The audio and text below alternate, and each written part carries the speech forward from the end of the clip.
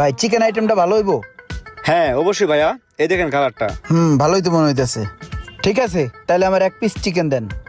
ভাতিজা কি লইতাছো তুমি আনতে? আসসালামু আলাইকুম কাকা, এই চিকেন আইটেম কিনতেছে আর কি। চিকেন কিনতাছো?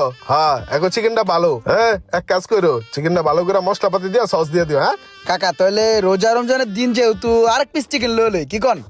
হ্যাঁ, লও, সমস্যা নাই, চিকেন ভালো। ওই তাহলে আমার 2 পিস চিকেন দাও। 2টা ওকে। তো ভাইয়া কয় টাকা হইছে?